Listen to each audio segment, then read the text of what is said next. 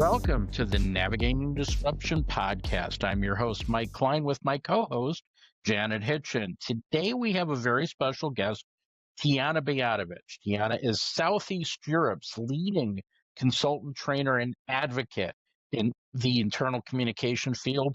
And its role as a strategic discipline. Based in the Serbian capital of Belgrade, Tijana brings more than 14 years of experience working in internal comms and leads Top IC, her training and consulting business. Welcome to the show, Tijana. Thank you, Mike. Thank you, Janet. Lovely to be here. Great to have you. Excellent. Wanted to chat with you about, all things internal comms, what you think about what's going on in the profession globally, what's happening in your part of the world, et cetera. And part of this is because even though you're in a part of the world that's not necessarily deeply seen as an internal comms hotbed, if you will, you're quite active in broader global conversations about the challenges and the opportunities facing the profession. What do you see as the greatest challenges we face at the moment? We talked about that a lot in Ljubljana. And, it's like, I would say like the oldest challenge and the newest challenge is something that, I see now happening joint. One of them is that we're still like talking about internal comms as this jeopardized species in corporate environment. We're still, whining about a seat at the table, and we're still having those combos, how, there's this big injustice towards us. And on the other side, we have this whole AI conversations. And I think those are like the two things which I see that, are like let's say like two hot topics. Which I see both as challenges and opportunities, but let's say like I see those two things, but also I see them combined, because I think one can help the other, but also I can see very clearly how one can unhelp the other. So let's say those are like two things that I see that are the hot topics right now. So you mentioned that they could either help or, as you say, unhelp each other. Say a bit more about that. Say about how, particularly how these two could kind of combine to make internal comms a better, really better position internal comms. Well, when we talk about this, happier news, I think we lack a lot of processes, I see people like, especially today on LinkedIn, we have this conversation about things we were talking about 20 years ago or 15 years ago when I entered the market, talking about this, like being reactive, not proactive, being operational, not strategic. Every time when I talk to people that I work with, my mentees and my trainees and, my peers, every time when they're whining, I ask them, do you have your process in place? No. Do you have your editorial policy? No. Do you have your metrics? Do you have anything, any kind of document that helps you, have your process in place? They don't. And then why is nobody listening to me, and why nobody knows what the internal comms is doing in the company, et cetera, et cetera. So this is where I think that AI can really help you now if you're in that spot, because it can just give you wireframes. You don't even have to call me and pay me to do this for you. They can at least do this like basic, how does this document supposed to look like at the end of the day, and then just put your stuff there, and it can help internal communicators really put something on the paper and have something as the beginning of their process, So that's where it can help, with all this automation of all of that operational work and stuff, and maybe put stuff in place. But, so you can have time to do strategic work. But how it can unhelp is I see people, in communication using AI just to produce more content, produce more noise, get more stuff to do, because if AI can actually, create a mood board, it can create 10, and then you have to sit down and look at 10 mood boards, it's gonna, the meeting is gonna last like 10 times more. Or, just like, adding stuff, because if it's doing the meeting notes, somebody needs to read those meeting notes, So if you're, if the AI is translating, your campaign, your internal campaign in like another language like that, and if you're leading a global internal comms for a company, I mean, you can have like multiple campaigns happening at the same time in different companies. I mean, you're adding stuff to your work, So this is where I see like it can help with operational stuff, which gives you time to think strategically or at least to breathe, because internal communicators still don't breathe. And on the other side, it can really bring a lot of noise to your work, but also to employees, which I think it's the worst thing now. So I love what you're saying, because I've been banging on about this for a long time, and I feel like I'm banging on about it. I feel like a stuck record. But the challenge is nobody's interested in process. Nobody's interested in structure and how you do things. So because I've put myself out there and said, hey, we can help and support this. And if you can't do better work unless you get your structure in place and you explain to people what that structure is, so that you can then have better business partner conversations. Because if you don't know what your foundations are, you can't build from that. So what do internal comms pros need to do? Do they need to get out of their own way? Do they need to what do they need to do to actually realize that how you do something is just as important as what you do? Oh, Janet. Sorry, big question. It's just like,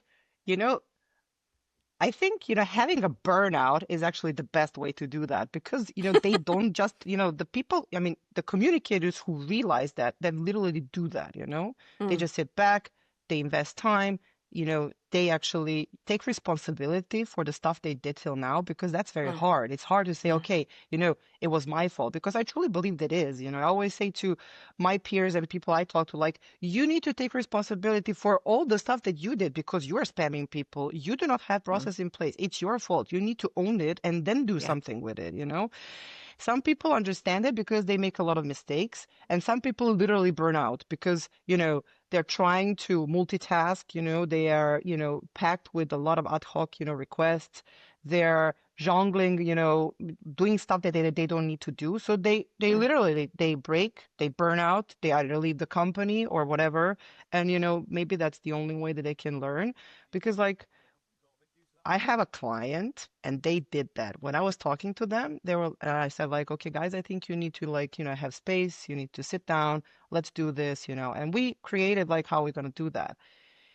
They hated it, but now they're the biggest advocates for that, I had a master class like 2 weeks ago, and the client was there and we're talking about change, and she was like, you need to make your process, you need to do that, and I was like, okay, you're my mascot, I literally need to bring you everywhere with me, because you can explain to people how important that is, so I don't know what they should do, I just like, if they don't listen, no podcast, no book, no LinkedIn post, no new newsletter is going to help them, Yeah. But I also think that a lot of internal communicators really do not know what they're doing and why they're there, because, I don't know about you, but I know about me, I actually got here accidentally, totally, because I was working in in marketing and PR, and then like, yes, it just landed in my lap, and, we are self-taught, so a lot of them don't even know what they're doing. So I don't know, maybe talk to peers, maybe join a community, just to hear the challenges, and then maybe somebody will say something smart and you change. I don't know. Hard question, Janet. What do you think? I mean, I know it's a hard question because I hear it all the time. And when I've worked with people before, I've gone into organizations and I sort of said, okay, well, if we're going to change things, tell me how you do that. How does that work? And someone says, I don't, what do you mean, how? Mm-hmm. Well, what's your process? How does the ultimate output that you create, Zero. how does that happen? How does that happen? Because things don't happen by magic. They don't, there's not some sort of mysterious number of L's that come along and help you do something. how do you do it? And the number of people when I've asked that question don't know how they do. And we spend a lot of time talking about the why. Thank you, Simon Sinek. We all got that. We got the memo 15, 20 years ago.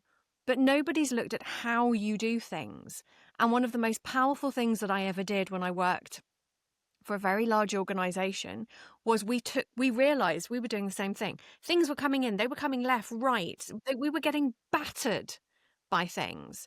And we realized we needed to actually help people understand why we were doing certain things and how things were going to work. And the concept of, if you come to us with 24 hours notice, you can have some of our help, but it will be a small amount of our help. And here's how we will here's how we will help you with 24 hours notice. But if you give us 6 months or 12 months and we can talk and we can figure stuff out and we can really understand the outcomes we're trying to achieve, then we can do cool stuff, because we can bring in different ideas. We can bring in different disciplines of design and video and we can do cooler stuff because you're giving us more opportunity to think, how do we do that? How have we got time to do stuff? And I think a lot of people talk about, there's a lot of focus right now on business partnering. And that suddenly became, right, you need to understand the business. You do, but you also need to understand how you do what you do, so that you can explain it to the business. Because if the business don't understand how to work best with you, and if you can't educate them on that and encourage them to work with you rather than against you and just chucking things over the fence and hoping you catch them, then if you can't explain that, then they can't really figure out how to work with you. So their behavior isn't going to change. So you've got to have your why nailed. Exactly. So that they know how to work with you, how to get the best from you.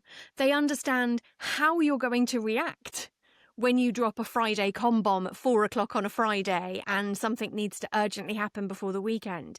They need to understand all of those things. And I think that's how understanding the balance sheet, understanding what EBITDA is, understanding what the market cap is, all of that stuff's great. But if you don't understand how you work to achieve what you're trying to achieve as an internal communication professional, then you're only doing half of the business partnering piece. And you're never going to be able to influence those partners to be able, because they don't understand. They simply don't understand, and you've not given them what they need in order to understand. There is one thing that I want to get back to, because I love what you said and I completely agreed. Like I'm 100% your girl on this. But but like you actually said, and I'm sorry that I did not say it at the beginning. Like you had a fantastic way of how you put that question, because you said like nobody cares, And I think that we live in an instant culture where we are searching for instant solutions for everything, From like, I have a cold, what kind of, pill can I drink? So, by magic, I can like wake up in the morning and I'm healthy, to like, having a pill for like magically, doing the internal comms, the most efficient way, And nobody cares, because I think that, internal communicators now, they do not like want to, like sit down for a month and like, okay, let's do an audit or whatever you call it, review, and let's see where are my pluses and my minuses, and let's see, let me create a process, because it's an administrative work where you need to sit down, write a lot, think a lot, test a lot, and they don't see that they have time for that, because it's like you have constantly stuff to do, so so it's like, I don't even know, maybe like the internal communicators who are not actually, having the guts to actually sit down and do that and say like, no, now get out of my office, leave me for a month, and like, let me do my stuff, and then like, if they don't have that in them, maybe they should not even do the job. I'm sorry, I maybe it's too strict, but it's like, no, literally, because you're wasting your time, your energy, you're wasting like, company's money. And at the end of the day, you're literally spamming employees. So nobody is in a good position, So maybe you should, sorry, but maybe you should not do that job, So, I mean, stop whining and do something. That's the parole. Is it more of a lack of courage? Is it more of a lack of courage or a lack of caring? Is there, are you seeing in your part of the world particularly, a higher degree of energy or more of a kind of spirit of resignation among the people that you're dealing with and seeing there? I think in my part of the world, which is actually very close to your world, um, I think people lack courage because um, they lack confidence in being a good internal communicator because let's face it, like we do not have anything here. I mean, that's why I started my business. Topic was actually I created Topic to heal my frustrations that I had almost 15 years ago. I wanted to be for people what I have lacked, like a mentor, a coach, a trainer, like a consultant, like somebody, to create a community where internal communicators can talk openly. So in my region, I think that lack of confidence and lack of knowledge is why people don't do that. They don't even know how to do it, or like they don't even, there are communicators who feel that they need to do something like that, but they don't know how. And that's where I get in. But if we talk about globally, because we are here also the three of us are on the global scene, like I have to say, I think like people are lazy, especially in Anglo-Saxon field, because I actually I'm spying on you for 15 years now, and like having the same conversations for 15 years and not changing anything. I mean, that's frustrating. That's like, It's sorry, but wild. it's not like you don't have the courage or you don't have the knowledge. It's like, I mean, it's laziness, because I see a conversation on LinkedIn that I had with people in London 13 years ago when I went there Mhm. for my first training in internal comms. Like, they're still whining about the same stuff. And I'm like, guys, I mean, come on, you know, can we talk about a different subject? Because I thought you already, you got over that like over 10 years ago. So I think in your part of the world, it's laziness. In my part of the world, it's lack of courage and lack of knowledge and self-esteem. It's interesting. Lazy's a really big word, isn't it? It's kind of, and I know it's quite a spicy word, and there'll be people who will kind of comment and go, "I'm not lazy." Da da da. And I think it's not about laziness of not working hard and not creating lots of stuff. It's about knowing how to work smarter, not harder, and it's about knowing how to understand if you have continual behaviors and you need to shift behaviors, be it your own or be it those of partners that you're working with, then that means that you need to do something differently. So you need to sit down and figure out what that is. And that's what we did when I was with the big organization that I was with. And we sat down and we said, this can't go on. It's unsustainable. How can we, when we're also, if we kind of sit down and have a moment and go, why are we here? Like, what are we doing?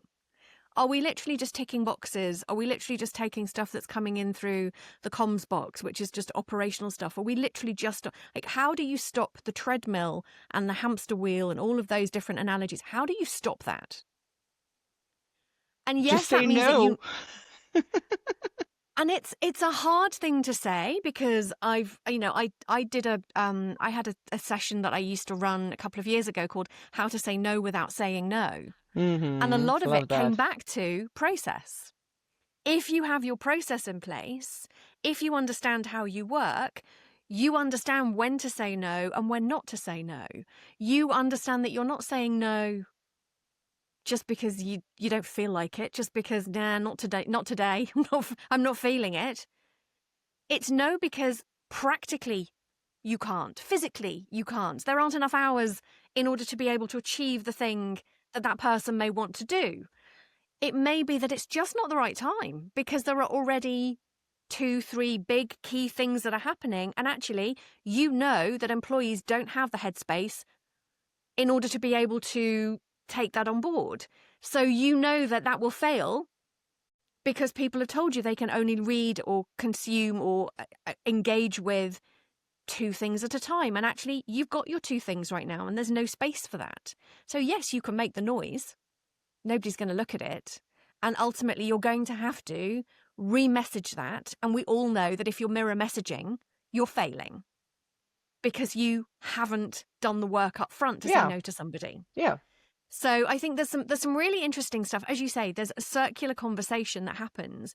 And as new people come into the profession, I find it really interesting that the same conversations happen repeatedly and we Exactly. seem to be stuck. Oh, And yeah. it's almost as if we can't get out of this loop. And I don't know why, and I don't know if that's because the type of people that are attracted to the profession aren't really interested in, actually, if you get your process in place, if you do your process engineering and you figure that out, and those words sound terrifying to them, and they actually, if you do all of that unlocks creativity. Of course, but I think that, and again, I will say it like, I think it's also how people enter internal comms field, you know? So, you know, people are always laughing when I speak because they always say like, "Oh, okay, you do not sound like a communicator." And I was like, "What is communicator supposed to sound like? Am I like just am I supposed to be like all in pink and yellow and green, like a walking rainbow and talk about like and have sparkles running around when I speak? No, like we are there for the business. We need to talk about figures. I mean, how you evaluate what you're doing. Why are you doing that?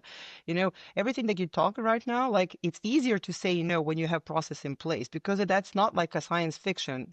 It's on the paper. And I completely agree with you, but I think that it's misconception about what we as communicators are supposed to do. I even think that businesses don't really understand what we are supposed to do, but it's our responsibility to change that. And of course, if you have like I always say, if you put your process in place, when you leave that company and go to the other company to do the same job, like somebody's going to come and take your place, and that person is going to work on those processes the same way that you did. And if you don't have process in place, everything is going to change because it's going to be very subjective, how you see internal comms and how that person see internal comms. And it should not be like that because the process is there for the business. So business is not changing. IC Pro is changing.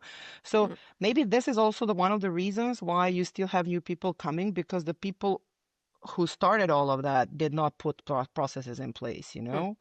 This is also it, because we who are seniors, we did not do our job. We did not clean our, garden, so that the new people who are coming and younger people can work on that.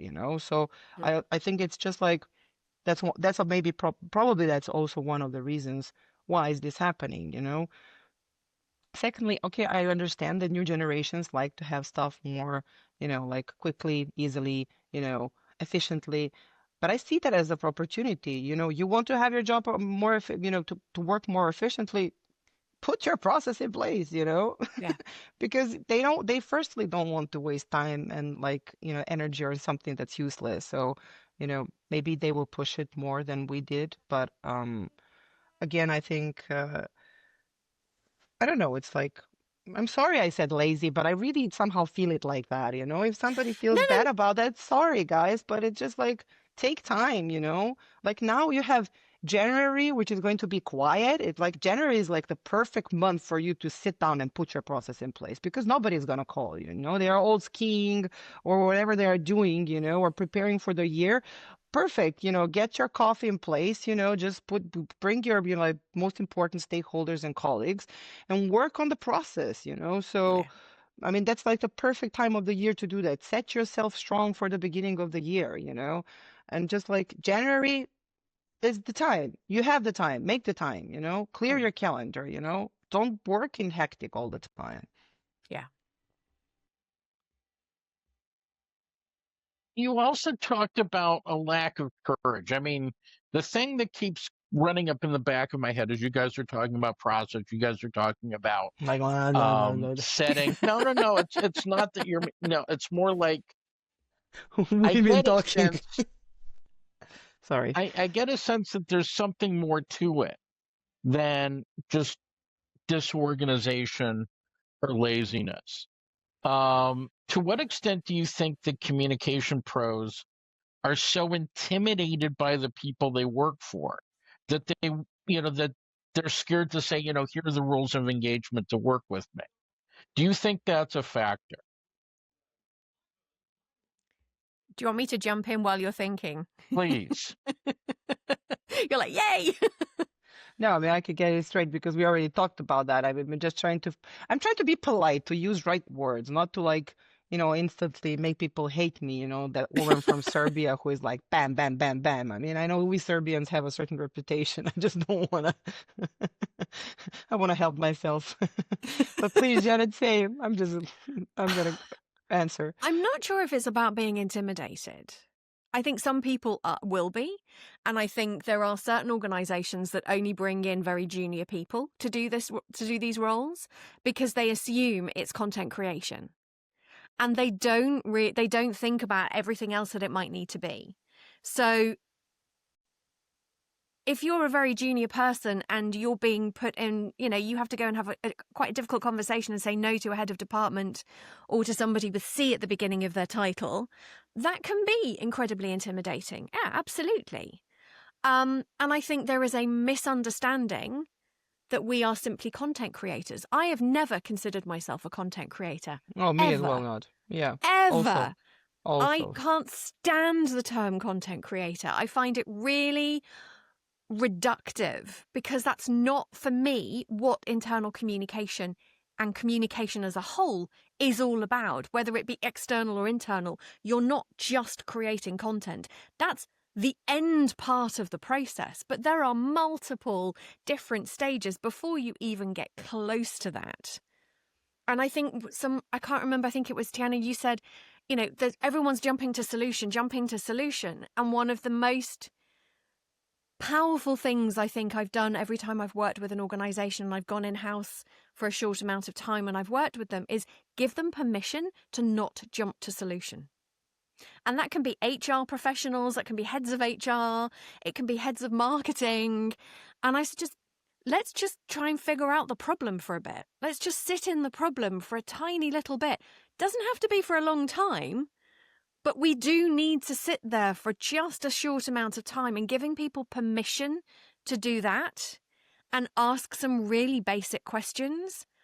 You can't start painting a picture unless you know the picture that the person wants you to paint. And yet people are jumping in and they're sticking colour and they're whacking stuff and you're like, whoa, what are you doing? What's the problem we're trying to solve? And they don't know. And if you can't articulate that, you can't get to the ultimate solution. And the solution, it might be a video, it might be a conversation, or nothing. It might be nothing. Exactly. It might be step away because you don't need to do anything. Exactly. It might be that no communication is the solution. Exactly. Or less, or reduction, or doing it at a different time, or doing it in a different format.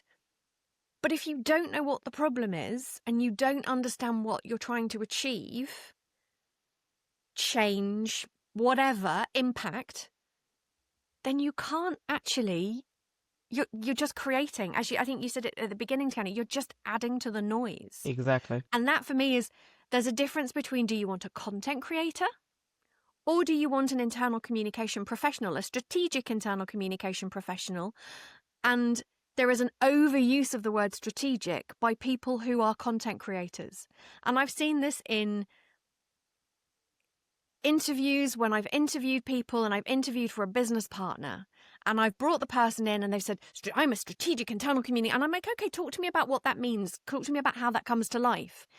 And bless her, she didn't know. And her idea of being strategic was the COO tells me what to do and I go away and do it. Oh, God. That's not strategic. It's not strategic. That is executing on whatever the COO has decided is their whim.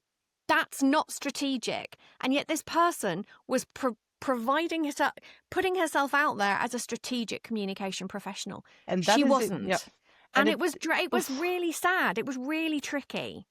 And most of people think that way, It's not like one or two people, like majority of internal communicators are in that spot and they think like that, And, one of the things that I work most on and I focus on is training and mentorships, because I believe that even, I see it every day, internal communicators, they do not know what their job is, And that's why I focus so much on that, because giving them not only the knowledge, but also the tools on how to do it better and more efficient, And it's funny. I love what you say, because I always say it, people always talk about tactics, but they do not talk about why and why we are here and what's happening, what's the purpose of that. And, how is this serving business and how is as the serving people, many people do not ask those questions. They just come as like, I need you to do me a poster. And I'm like, okay, but I need you to raise my salary. So like, let's sit down and discuss like, how are we going to do that? You for me for you, So, so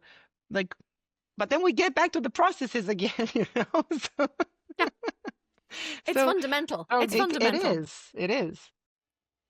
you mentioned the issue of training, and you mentioned also, the extent to which people are not, not really getting a grasp on what it is they're supposed to do. To what extent are you seeing the appetite for training go? Is it increasing? Is it decreasing? Is the problem getting worse by virtue of the fact that, you know, even though people are complaining about their problems, they're not doing anything about them? What are you seeing in your own business, and what are you seeing more broadly? So in my business, it's very clear. It's crisis, especially here in this part of Europe, and especially in my country for sure, because we have really a very challenging political situation right now. So, everybody is like cutting their training and development. Well, that's the first thing you cut off in a budget when you have a crisis. So in my business, I see this as a first challenge, like problem, like because the budgets are cut. So that's the first thing. The second thing is definitely, I would say that people still don't know like what they're supposed to do, so they don't even know in which like direction to go, So am I supposed to, should I do this or this or that?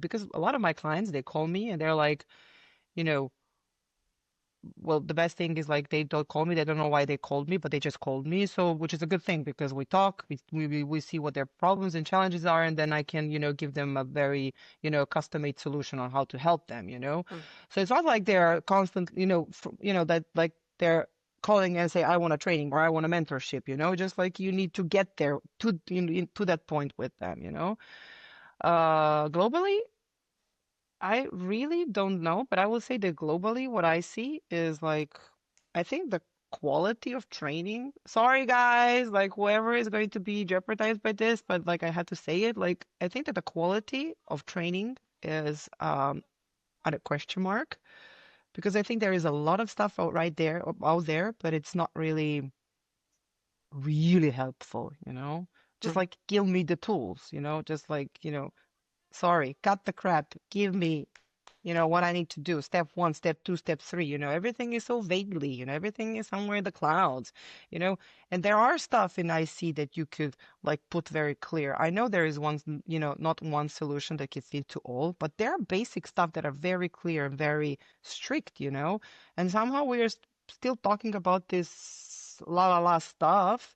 And I think that the quality of training should be higher. And I don't know, like just to just put it like right there. So locally, it's the crisis problem. Globally, I think the quality of the training is not that clear. Silence. So it's a fairly good point, because it's not something that we've heard articulated that way before. And it kind of ties into another conversation that we had. Just for background, Tijana and I were speaking together at a public relations conference in Ljubljana, Slovenia, and we were basically the internal. Well, to a certain extent, I was less so, but Tijana was the main internal comm speaker. I was speaking about my usual stuff on communication leadership. But we had an extensive conversation, lubricated by some of the region's fine beers, um, about the level of maturity that exists in the field. And I know we've touched on that a bit. We've touched a lot on the process side.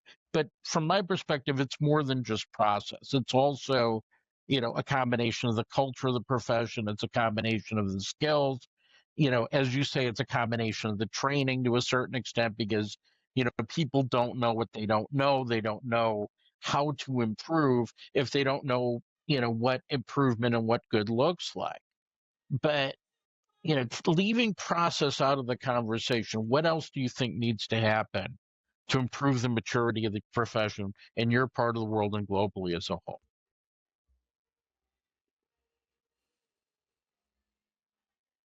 One of the Not things that that I you can love ever about leave LinkedIn, process out of the yeah, no, conversation. I'm gonna leave the process of the conversation. It's gonna be hard, but I'm gonna do that. So, I have to say, like, one of the most positive things about our sector is that um, I like it on one side that there is so many people talking about internal communications on LinkedIn, because that was not a case like 2 years ago, and not to that extent. So that is what I really like, because I think about that, talking about it, and talking with your peers and connecting with people from different countries and different like parts of the world, about this topic. It's a phenomenal experience. So that's what I really like. And because I think one of the reasons why maybe our sector and our profession was has these problems, like that we are talking about the same challenges already for 15, 20 years, is because we were also shut down in our own profession and in our own companies. Because when you're working as an internal communicator in the company, it's very hard to get out there, to talk to, your peers, to talk about your problems, because you believe that nobody will understand you because your problems are just your own, which is true, because, each business is for itself. But like, it's very hard to get out there to find somebody that you could talk about this. This was also one of the challenges that I had when I was working as an internal communicator in the business. So I think that is also still one of the challenges, because, okay, we see on LinkedIn only the loudest people, but there is tons of people which we don't see, tons of people that I know that are not talking, they're not out there even, they don't even see that. So it's like, building up a community of internal communicators, I think that's very important. Conversations are very important. And this is one of the things that I truly believe that could, like, help internal communicators. Because also community can push you and show you that you need to have a process. But to take the process out of the equation, I think that, beside process and exchanging experiences, I think we need to have, like, tough on conversations, because I think that, you tried, Mike, so many times to have tough conversations, and just, like, people get there and then everybody just disappears. It's like nobody wants to really talk about, like, the stuff that I said, like, people are lazy, trainings are bad, whatever. And, like, people do not want to talk about, like, tough stuff. That's somehow also, maybe I will add that as another challenge, uh, because they would just like to whine and to talk about creative stuff, as I said, like rainbows, sparkles, running around, etc., etc. So I think tough conversations can help with all of that, because whenever you ask a tough question, everybody just, like, phew, gone, you know? Who do I you also think's think doing that well? I was just going to say, just to jump in there, Mike, I was going to say, I think there's also a sense of there's a traditional under-resourcing of the function, because there is a lack of understanding that of what it can actually do. But what I've also seen, and I saw this when I came out of working from Apple. So at Apple, we didn't have agencies working for us. We didn't have, it was us. Our team, we did everything. We came up with all the ideas. We came up with all the solutions. We created all the solutions as a team. We didn't ever bring in an external agency to do that work. And what I see, and this is one of my kind of, sometimes when I get really annoyed with, oh, we've just won an award. And I'm like, yeah, you won an award. And it was the agency that did all the work, the agency that came up with the idea. You did nothing. And I kind of get annoyed by agencies winning awards, but actually, and actually somebody else fronting it and going, oh, look, it was me that did this. It's like, no, you didn't. You have an agency behind you. So I think there is coming back to that laziness, embracing the lazy word, but there is a slight laziness in, and I understand why. It's because don't have enough time, don't have enough resource, don't have enough, there's not enough of anything. So actually someone just chucks money at it in order to make something happen. And actually, I worked with a creative agency when I was with one client several years ago, and I did all of the briefing work. So I understood, I wrote a brief, and when I brought the agency and I said, here's the brief, and she went, wow. I was like, what do you mean, wow? I've done my job. Like, I'm giving you the brief so that you can go away now as the creative agency and try and figure out what the solution is. I've sat in the problem and I've figured that bit out as a business partner. And she said, nobody's ever done this before. What? And one of the things that she said was, I get brought in, help, panic, something's happened. No one does any work. They just bring in an external agency. The external agency says, we'll figure it out. Now, sometimes they are able to sit in the problem and understand the problem. And sometimes they just get an off-the-shelf solution and chuck it at somebody. And because there isn't enough time, there isn't enough money, it's off the shelf, it's cheaper because, hey, we can just recycle the same old ideas.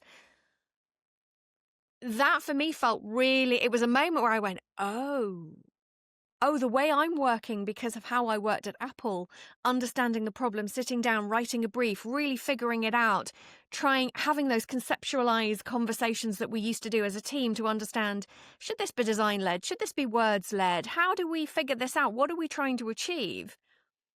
That's all being outsourced. And it's all so there is no understanding of how to do that because you can just offload the problem. Now, I understand why the problem is being offloaded if you are a team of one person, if you don't have any time, if you are on the treadmill. I get it, and I am not throwing shade on people for doing that. But it does mean that there is a conversation to be had about if you're not doing that work and if you're outsourcing it, you will never learn what that work is. You will never learn how to do that work really well, and therefore you will never advance and evolve. Your role will always be something's come in, panic, grab somebody from outside to come and solve the problem for me. And that's where AI comes in right now, because this is another challenge that I see, because people are just gonna like use AI to do all of that stuff, you know? Yeah. So, and you know, if you had your process and your understanding in place, you know, then AI can really help you for good. But that's where I see, especially in Serbia here, like if business does not understand the role of internal communication, they're just going to say, okay, just use the whatever, you know, tool you're using, AI tool, so it could create, you know, texts, announcements, news, slogans, whatever, you know, so Content. they see it as a more efficient tool. But the worst thing, you know, if you are not like teaching the tool about your values, about your culture, about your wording, about like, you know, tone of voice or who is your audience, you know, it's just going to be just like, well, sorry, but crap. So it's like, it's not going to do anybody anything, you know? But if business does not understand the role of internal comms and it, you know, it is expecting that of internal comms, okay, that's like, you know, they're, you know, we can help them only if something, you know, apocalyptic happens and they're going to need our help. But, you know, I just wish that, you know, internal communicators can truly understand that, you know, because what you say, like I worked with agencies. I had a team of like 11 people only for, you know, internal communication team of 11 people working for a company that had around 14,000 employees. So we did everything also in-house. But we did it because of two things. First of all, nobody could really understand what we are doing, and no other like outside agency could do some stuff that we were doing. Like we were the only ones who could really do that, you know? But the other reason why is that because, okay, you know, here still agencies don't really understand internal comms, so they're not really qualified to do it, you know, so it's easier to, you know, while you explain it, you know, you need to debrief them 1,000 times, you know, to get something, and then at the end of the day you could do it on your own. So efficiently was more easier. But now, you know, I think that even like communicators who never did that will just start doing that. So you're gonna lose everything. You just all internal comms is going to sound the same. And the worst thing is probably because you Anglo-Saxons are basically training it, you know. So we in Balkans and here, you know, in Serbia, we're gonna read the announcements, which are literally written by an English or or an American, and not somebody of our own mentality. So it's a huge risk. I'm curious about the Serbian versus, or really the native language versus Anglo-Saxon interpretation and training of the AI models. because I'm not hearing a lot of stuff about locally sourced AI models at the moment. I don't know what the case is in Serbia. I know you have a huge IT industry there. Um, and to what extent is that industry focused on AI? And are you starting to see any kind of native developments there, or is it just that people are using ChatGPT because it's free and it's available? Um, okay, so yeah, the Belgrade and Serbia in general it became an IT mecca for for the last 6 years, which is fantastic because it also brought me a lot of clients. But I know companies which are developing their own tools. But the Mm-hmm. thing is, for somebody to really create a tool that we communicators can use, there really needs to be a market about that. I know a company, which is also my ex-client, they have their own internal tool, which they are like, learning for, which is actually like an HR AI tool, which helps them, do the HR stuff, but communicate because I saw the tool. So communication is a very big part of that. And we talked about it because literally they were developing it in the time that we were working together on their internal comms. So I talked to the guy who was actually in charge of that, and I gave him some ideas on how to, try to train that tool so he can really write. If you feed him with like certain information about your target group, corporate culture, values, tone of voice, or whatever, that it can really create a tone of voice that you need for either it is an onboarding process or it is like some kind of announcements, HR announcements or whatever. So, which is something that we see now if you talk about like AI tools, et cetera, et cetera. So I would not say that, I mean, maybe there is and I don't know. So I'm going to just like, step aside on that. But there is a lot of stuff happening here. But majority of people are not like, thinking about that, I think, here in Serbia. I think they're just like using ChatGPT and like a Gemini or whatever they're using Mm. just for their work. It could either be Janet's favorite non-role of hers, like which is a content creator, or it could be like doing the stuff that I like to use AI for, and which is like creating wireframes, like creating some kind of structure, whatever you're doing, and make it do that like automated things that it can do like for you. So I think that we are way behind because the tools that you could use now, even with like big platforms for internal communications, we cannot really use in Serbian language because it is not trained for that. So we Mm-hmm. are definitely behind you. Uh, which is also probably maybe not that bad, because we're gonna see how you're gonna fail. So when it comes to Serbia, maybe we could use it for the better. Allow us to be the guinea pigs. Sorry? Allow us to be the guinea pigs. Yeah, it's fine. I mean, we do that I always joke, like, we are not in the AU, but now when I see what's happening, maybe it's good that we're still not in the AU, So, so it's like, wow. So let's see. So I think that's also a good and a bad side, but in general, yeah, I think here most of the internal communicators are definitely using AI for content creation and not really um Yeah. for the core stuff. I think coming back to something you said earlier about translation, and it's interesting because I work in English and French. And whilst my French is very good, there are still words and there will be terms that I'm like, I have no idea if that's the right term, so I need to double check. Or there might be sort of ways of saying things, and because I need to do things at speed, um, it's interesting actually almost having a conversation. And I think I wrote a post on LinkedIn about this. I would never use it to translate into a language that I don't know, because there are multiple times where when in a language that I do know, I ask for a translation, it gives me something and I go, oh, that doesn't sound right. And I will choose bits and I say, that's not quite right. Talk to me, give me alternatives for that. Why have you made that singular, not plural? Why have you used that specific phrasing? And then it will come back with, oh, actually, no, you're right. here's a different word that you can use. I'm like, that word makes more sense. But it's just Or like you too give it much work. additional I don't want to be a context. translator. I'm so Well, happy you exactly. do. Exactly. I'm not translate, but I have to work from English and French. So if I'm doing that and I have to do it at speed, it is really interesting to see how it's good. I mean, 80-90% of it's brilliant. But there are certain little sort of things that would add to that credibility, that would add to that authenticity, where you think that's not quite right. That there's something wrong with the way that's been phrased. And then I get into a conversation with it about, I don't think that should be plural. I think it should be singular. Here's some additional context. This is what I think. And it's like, oh no, you're right. I'm like, oh, okay. And it's interesting. It allows me to be better.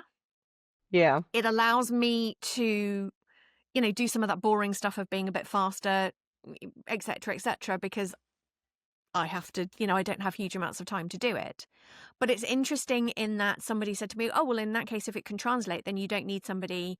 You can just translate it Of and course you do. off you toddle. And you're like, no, that is so Yeah. dangerous.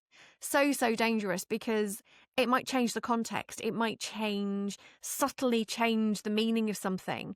And you have to have somebody who knows that language to double and to be that kind of final check on, yes, that's right. Yes, that works. Yes, that actually is how we should say that. That sounds like something that's part of the tone of how we would use this. And it's interesting having that. I like how it enhances the human, and but it doesn't replace the human. Yeah, I'm not I'm not afraid of the, I'm not afraid for myself, but I can say Mm. that, I feel bad about a lot of internal communicators who I think they're just like gonna vanish. Poof. Mm. Yeah. Because they did Yeah. not put a process in place when it was supposed to be, so because if you have your process in place now, then, nobody's gonna say like, yeah, use AI for that. Yeah. Because they will know that they cannot use AI for that, Yeah. Well, it's also, if that's how internal communication is framed within your organization as just pushing stuff and creating content, then yes, you can replace. Of course. To a certain extent, there are certain things that you can replace. Yeah. Not everything, but a certain amount of things. Whereas if it's actually considered as a relationship, if it's actually seen as being able to support a business to be able to have greater impact, or to be able to amplify certain information, or clarify, or align, or all of those great words, then you can't, because it's not going to be able to do that. AI can't have a relationship with somebody. But, I would just I like, believe it can't.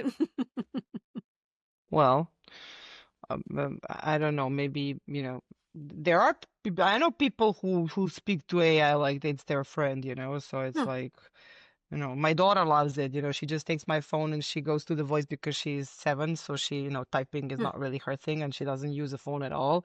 But then she goes like, and she does the voice memo. She's like, "Can you tell me like why do turtles do that and that and that?" And then she goes to the mic, the speaker, and then he goes and then explains. So I mean, she thinks she's having the conversation. So who knows what's gonna happen? But nevertheless, I truly believe that I think our sector is changing in some ways rapidly, in some ways very slowly. Uh, but also depending not only on the part of the region, meaning like the world, but also from the perspective of majority of internal communications in the certain organization.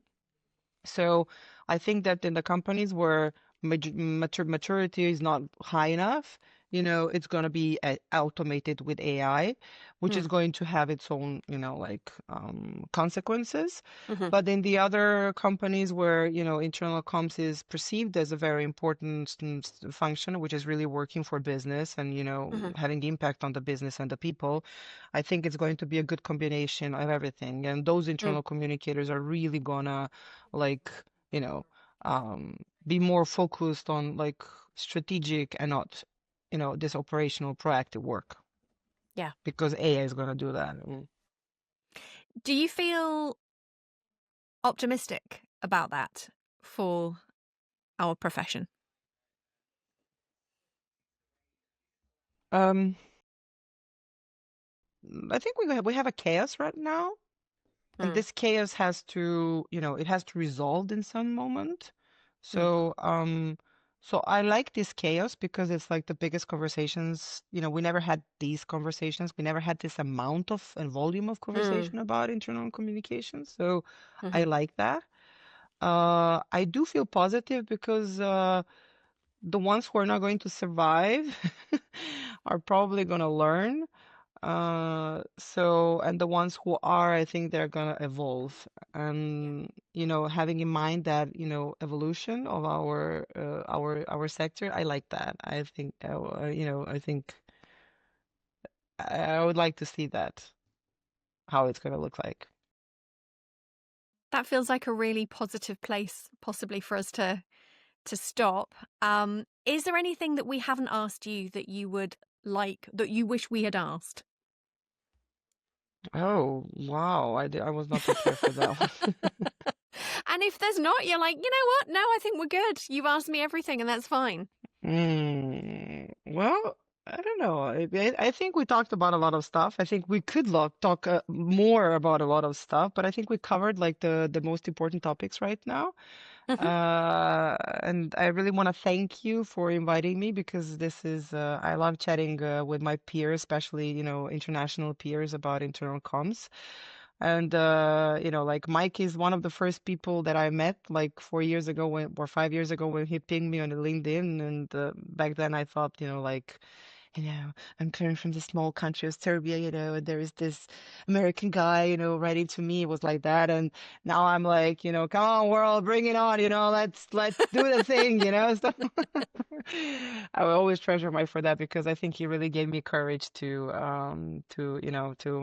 step up for, at this global stage. So he will always have my gratitude for that.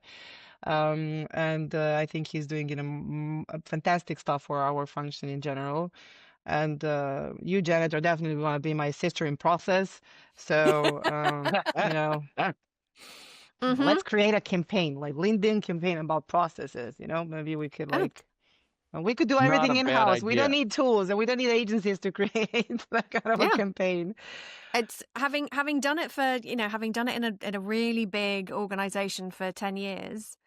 It's just having the right people and having the right setup in place. You don't, and it's interesting. It's interesting to sort of see. I was fascinated when I left that organization to see, oh, okay, this is how the rest of the world's kind of doing it. Why? And I was always really fascinated, particularly, as I say, around awards time, when it was very obvious that the people who were standing holding the shiny trophy hadn't actually done any of the work that won the shiny trophy. And that's not dissing everybody, because some people do, but there was quite a large number where it was very obviously done by an agency, and the agency should have, stood in the shadows. And they were very happy standing in the shadows because they'd been paid lots of money, and good for them. But I just thought, that's not how I've worked. That's not how I've been. That's not what I've experienced. And actually, I like doing it the way I do it. So, good point. But you actually, now I have something on my mind, so I'm going to use some more of your time. You from England and Mike is from the States, and one of the things that I really would like you to have in mind is that, you Anglo-Saxons are basically the leaders in internal communication. So the discussions that you are having, the challenges that you are having, and even the way you're working in internal comms is not something that is common to the other parts of the world, because we have completely different challenges, So, for example, I can tell you very openly that there is no kind of awarding, but like real awarding in internal comms, like, in this part of the Europe, I'm pretty sure, Yeah, I won some of the awards, like, I don't know, the best internal communication campaign, et cetera, but I'm not really even sure, that this recognition was really, there to like recognize the work. It was there to probably, I don't know, like maybe it was a marketing tool or whatever. So, so, there are a lot of conversations that, we could really have. And that's maybe the reason why we're still talking about the basic stuff, because like, the rest of the world is still in their chaos and they're building stuff from the beginning, and you already built that, So, and helping the rest of the world actually build that maybe could also push the sector a little bit front. So, because there are companies like in Serbia and in this part of the region, they're fighting, some basic stuff like, laying people off, building up a corporate culture, a crisis, politics, wars, So, there is a lot of stuff, and internal communicators are doing, focused on that, and much less on some stuff like, am I going to give this to the agency, or we're going to do it, internally. So, and I completely agree that, people do take credit for the stuff that they did not do, but I think they do that in every kind of work, every line of work. Yeah, true. So Yeah. I just think we need to live with Fair. that. And the market is not that big, and there is not that much, internal communicators. So I'm pretty sure that, people know who did the work and who did not, and who is shining somebody else's armor. So so let's see on that. So think about that. Think about how you are leading the sector, and how maybe because the loudest voices in internal comms are coming from your two countries, and are those really the problems of majority of internal communicators or not? So another topic for you. I mean, you could also say that these countries aren't necessarily doing certain things that you just talked about really well. I mean, we could only look at the way redundancies have been done in the last couple of weeks in several big global organizations from both the US and the UK, where it's been in Europe as disappointing. well. Yeah, it's happening in Europe as well. Yeah, it's But Europe, for disappointing. example, it's happening in Serbia as well. But you cannot find those information nowhere. Okay. So it's like it's under the radar. Yeah.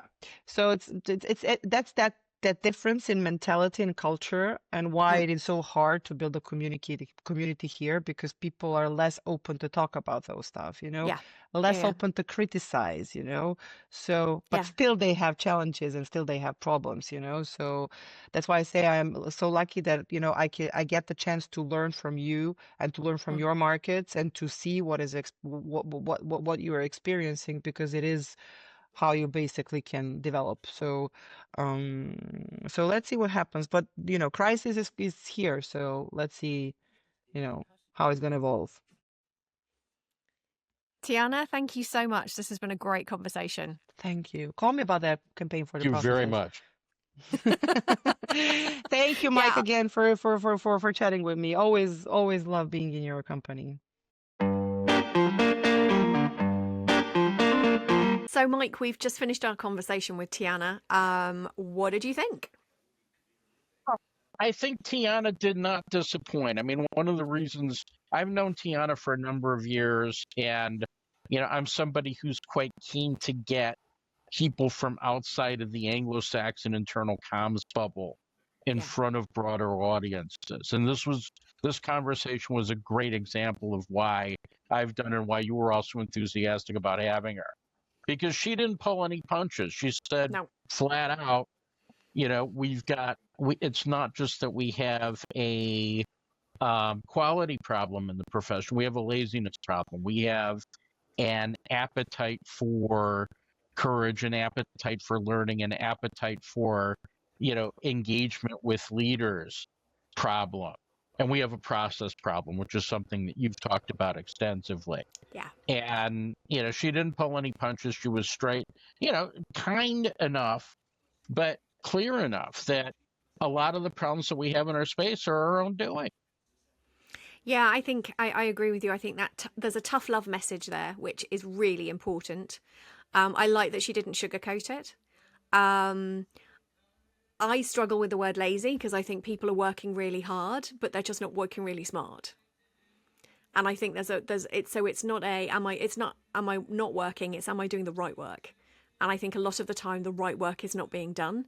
And there is too much, you and I have had this conversation before, there's too much focus on the end product and the output and the content creation. And there's not enough work happening around, is that even the right output? is that the right content that you are creating? And will it achieve what you're trying to achieve if you've never bothered to sit in the problem and figure that out? So yes, she feels like she's a kindred spirit. What I love is that we are using this podcast to give people who don't normally get a lot of airtime. And that I think is really important. Having those diverse voices, having people come and hold up a mirror from other parts of the world and saying, hey, you guys are leading the charge on some of this stuff and you're not doing it well enough. And I think that is, and we need you to be better. We need you to do more because we're learning and we're behind you in the slipstreams and we need to pick some of this stuff up. And I think having her hold that mirror up is really, really incredibly powerful. So yeah, great show.